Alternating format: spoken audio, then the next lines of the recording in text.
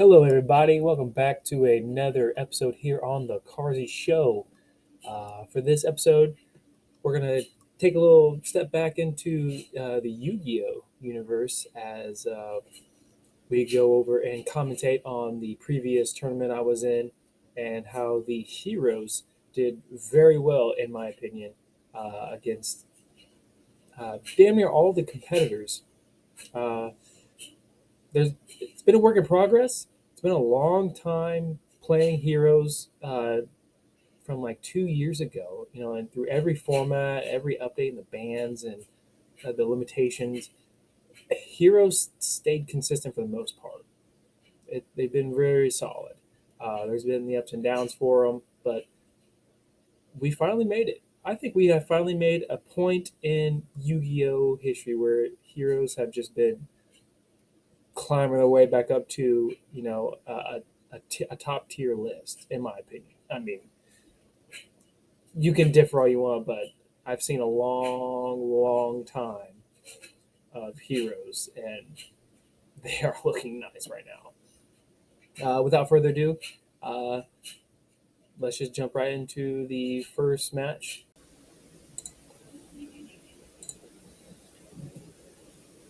Here we have the first match of the tournament I was last at. On the right hand side here is myself running heroes, and on the left is my buddy running Branded Despia with a bit of Shadal. Um,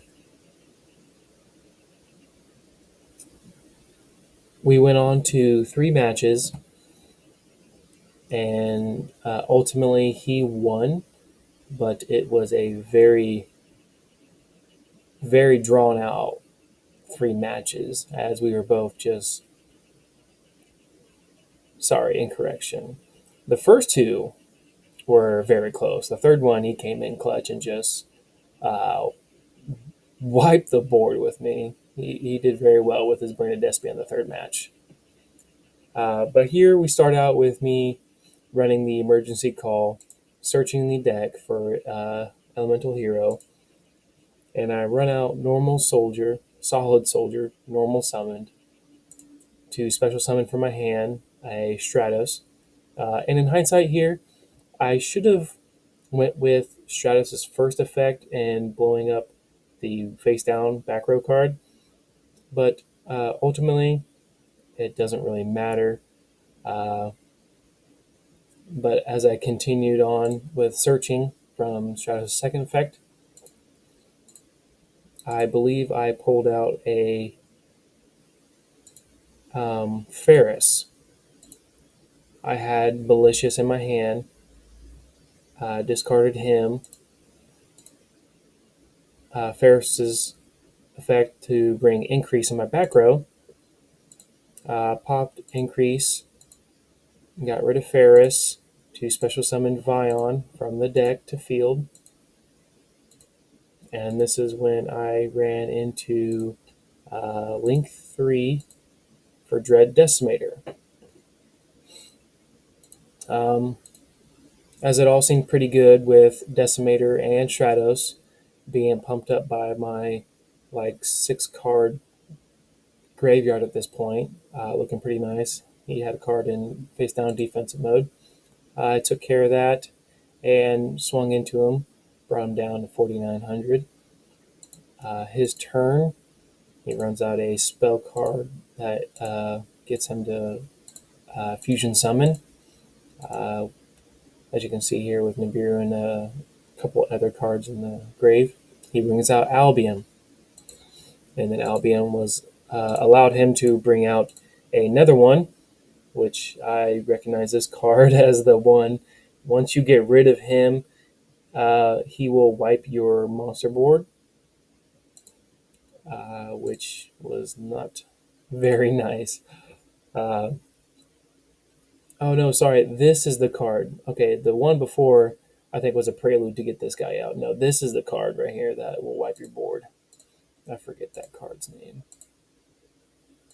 But I'm pretty sure in this round, yeah, he swings into both Decimator and Stratos and brings my life points down to 4,300. As you can tell, I was probably sweating my fucking balls off at this point, getting very nervous with his two power hitters on the board. But I remember I had a couple plays, and the first one I am so thankful that I did because it brought out the uh, negate effect from his card, which allowed me to uh, run my sequence here with normal summoning Shadow Mist and then playing my Fusion Destiny to get DPE out there. And for anybody who doesn't know, DPE can allow you to discard one of yours and or one owned monster on the field for another on the opponent's side. And also, he can basically recirculate himself at the end of every turn. So only once per turn, if he is taken out anyway, you can recirculate him back onto the field. So the Fusion Destiny doesn't really matter for DPE, as he can just bring himself back. I did bring up Increase, though, and brought out Vion from deck to field. And it was at this point that DP also his other effect is 200 ATK for every hero monster in the graveyard, I believe. But either way, it drowns their ATK down, um, which allowed me to take both his cards out and bring them down to 2100. And as you can see here, Vion and Increase are gone because of his one fusion monster clearing the board. DP was able to make his comeback. Okay, here he did some banishing and brought out two more fusion monsters. That is one thing that I was not looking forward to seeing. He had, three the last round, just went through them like nothing, and then just brings two more out. Oh, crazy. But overall, he was not able to get over them with DP's current effect, drowning their attack down. And this is when he brought out the Super Poly, the one good way of getting around DPE. I definitely didn't have any cards to, stop that, which sucked. But we'll show you why in the end. He brings out his big baddie. DPE is no longer on the field. He drops me down to 1,000. At this point, I am chattering my fingernails off,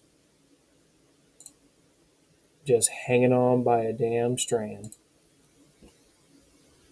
He brings out another monster, which I think he dumps anyway.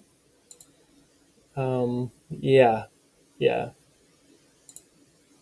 I'm not sure what the plan was for that. But my turn, I am able to normal summon Stratos.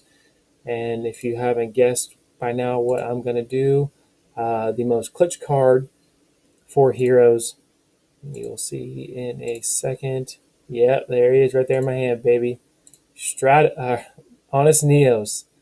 Honest Neos in battle phase can let you dump him to add 2,500 attack and defense to a hero monster you choose.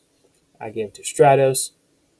And to get over this big old meat stick here, which I think was at like 3,500.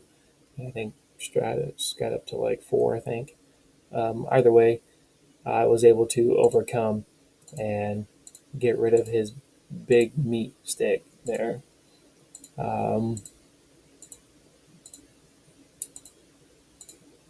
Bringing him down to 1,100 life points. Just back and forth, man, just bringing our life points down to the very bitter end. I pass it over. He normal summons, equaled the ATK out so we could clear the board. I got to bring Increase down. But ultimately, it didn't really matter because I knew he played this magic card here. Wasn't allowed him to do anything. So my next draw, Liquid Soldier, normal summoned him, and that is when he called it. Because there was just nothing that he could do to stop. uh, or continue from my declare attack or anything. And that was a glorious victory for the heroes in the first match of the three. Can I say that it was very worth it. Sticking with the heroes, not to mention throughout the rest of the tournament, every single match I had, I went to 3 rounds. It went, 1-1 and the tiebreaker. I was very proud of how the hero deck performed this time around. The modifications and really, sticking to it and learning the plays and the contingency moves that I could have if something was to go wrong or get negated or if I just plain forgot. So it's pretty sweet.